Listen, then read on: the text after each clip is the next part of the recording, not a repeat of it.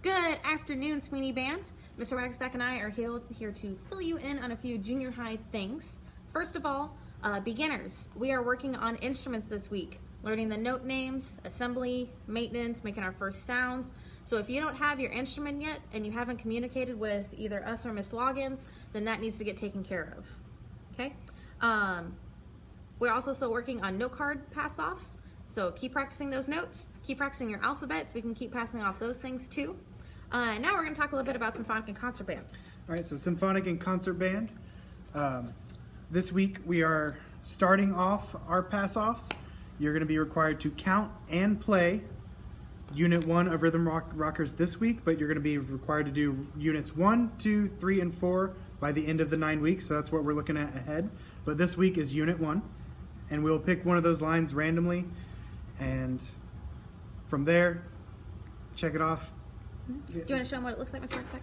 So parents, this is what you should be seeing. This is in their binder, so they're going to pick one of these lines, or we'll pick one of those lines. They'll count it, they'll play it. It's just one of these at random. So make sure that you're seeing this at home. And then Unit 2 will be what they do next week, so on and so forth. So you need to be practicing all those units up through 4 for this 9 weeks. The next thing that you need to know is that they need to be practicing their region scales.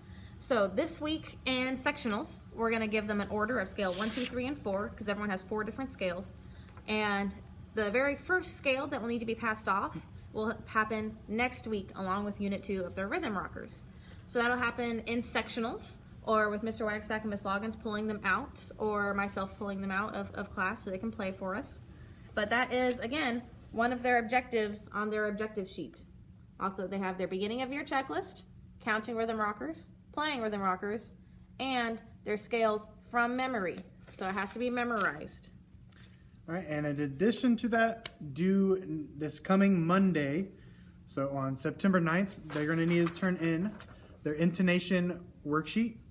And these are intonation tendencies for their instruments specifically. So they need to work with a buddy and find the tunings of the notes that are within the brackets, from this bracket down to this bracket, and write down the tendency for that note, whether it's going to be sharp or flat, and that's going to be worked with their tuner, so it shouldn't just be by ear. They have their tuner. They're going to be using it for this. That needs to be turned in Monday. This is going to help them just figure their instrument out even more and just get them sounding better. So it's really important, symphonic and concert band, that you get that tuner and clip. Percussion, you don't have to have a clip, and percussion, you don't have the intonation sheet because your instruments are pretty naturally in tune, hopefully. But for brass and woodwind players, this is going to help you become more aware of how your instrument functions and help you function better in a full band class with your instrument. You must get that tuner and clip. If you need any help or you have questions about that, please email me or Mr. Wagsback or Miss Loggins, and we will point you in the right direction. And then just to kind of wrap up our objective sheets information, parents, we do ask that you sign it down here at the bottom, and that way we know that you're aware of what your kids are working on in class and that you are aware of what your kids should be practicing at home. Whenever they pass off an objective, if they attempt it, then it gets marked off in this column. If they pass it with mastery, it's in this column. And things must be done at least 90% mastery in order for us to pass it off. So if they just come through and slop through it, it won't get passed off and they'll have to try again. Now, they get as many try-agains as they need to before the end of the 9 weeks. But once we get to that end of the 9 weeks, if it hasn't been marked off in that past, they'll still get partial credit for attempting it. If they haven't attempted or passed it off, they won't get credit for that.